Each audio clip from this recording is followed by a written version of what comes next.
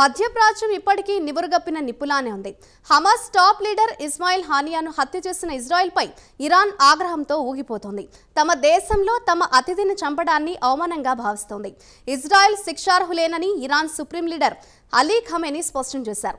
తాజాగా ఇరాన్ తమ గగనతలంలోకి రావద్దని పైలట్లతో పాటు పౌర విమానయాన సంస్థలకు నోటీసులు పంపించింది. ఇజ్రాయెల్పై దాడులు చేయబోతున్నామని ఇరాన్ బహిరంగంగానే హెచ్చరించిన విషయం తెలిసిందే. ఇదిలా ఉండగా ఇరాన్ దాడుల నేపథ్యంలో ఇజ్రాయెల్ ప్రధానమంత్రి నెతన్యాహును బంకర్లలో దాయడానికి సైనికులు ప్రయత్నాలు మొదలుపెట్టారు. తాజా పరిణామాలపై ఓ లుక్కేద్దాం.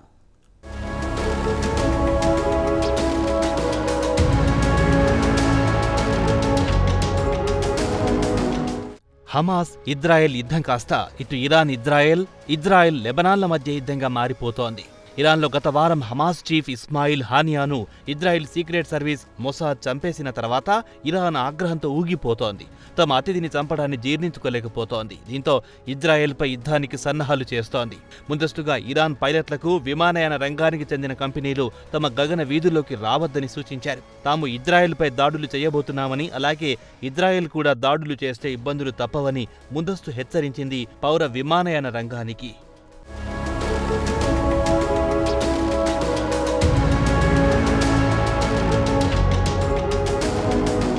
ఇదిలా ఉండగా అమెరికా విదేశాంగ మంత్రి యాంటోనీ బ్లింకెన్ ఆదివారం నాడు G7 విదేశాంగ మంత్రులతో మాట్లాడుతూ టెహరాన్ ఇజ్రాయెల్పై వచ్చే 24 నుంచి 48 గంటల్లో దాడులు చేయనుందని చెప్పారు. అయితే బ్లింకెన్ ఏ రకమైన దాడులు చేస్తారనే అంశంపై మాత్రం వివరణ ఇవ్వలేదు. బ్లింకెన్ ఆదివారం నాడు ప్రకటన చేసిన వెంటనే ఇరాన్ కూడా సోమవారం నాడు ఈ నోటిఫికేషన్ విడుదల చేసింది.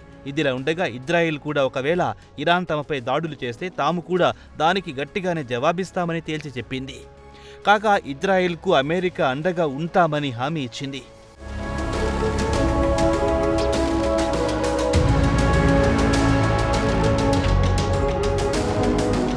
ఇక ఇరాన్ తాజా నోటిఫికేషన్లో తమ గగనతలంలోకి విమానాలు రావద్దని నోటిఫికేషన్ జారీ చేసింది. వాస్తవానికి ఇలాంటి నోటిఫికేషన్లు చాలా ముందుగా ఇవ్వాల్సి ఉంటుంది. లేదంటే పైలట్లతో పాటు విమాన ప్రయాణికులు కూడా ఇబ్బందులు పడాల్సి వస్తుంది. దీనికి ఉదాహరణ చెప్పుకోవాలంటే 2020లో యుక్రెయిన్ విమానాన్ని ఇరాన్ కూల్చివేసింది. ఈ విమానంలో 176 మంది ప్రయాణికులు ప్రయాణిస్తున్నారు. అటు తర్వాత ఇరాన్కు చెందిన టాప్ జనరల్ ఖాసింను సులేమానీని కాల్చి చంపింది. తర్వాత అమెరికా దీనికి వివరణ ఇచ్చింది. అతన్ని ఉద్దేశపూర్వకంగా చంపలేదని పేర్కొంది.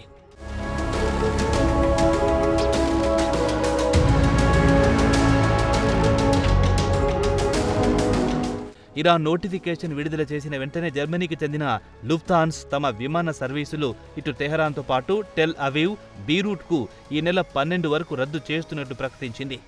ఇక ఇరాన్ మాత్రం తమ సైనికులకు యుద్ధానికి సిద్ధం చేసింది. అలాగే అమెరికా అధికారులు కూడా తమ మిత్ర దేశాల సహకారంతో వీలైనంత వరకు దాడులను తిప్పికొట్టడానికి ప్రయత్నిస్తోంది.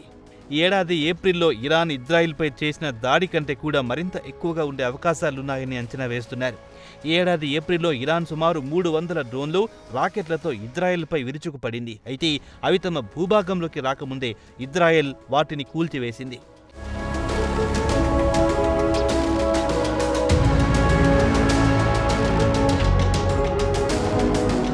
అయితే ఈసారి ఇరాన్ బహిరంగంగా ఎలాంటి ప్రకటన చేయకుండా అకస్మాత్తుగా ఇజ్రాయెల్పై విరుచుకుపడాలని చూస్తోంది.